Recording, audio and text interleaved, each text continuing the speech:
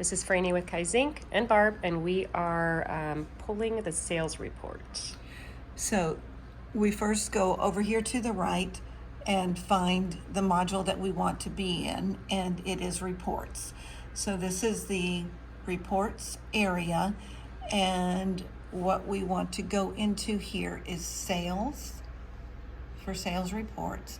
And we come down to sales by salesperson, and we click on detail, which brings this up.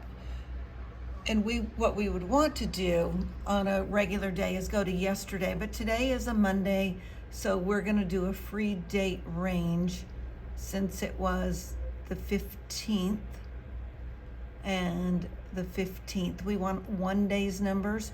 We don't want the completed date. We want the created date is what we want.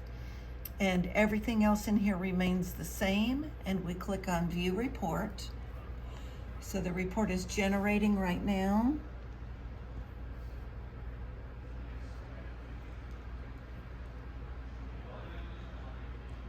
And this shows that Jeff had 2 orders that went in on Friday, who the customer was, and the value of those orders. This sales amount number is the one that is reported in our meeting. Thank you for watching.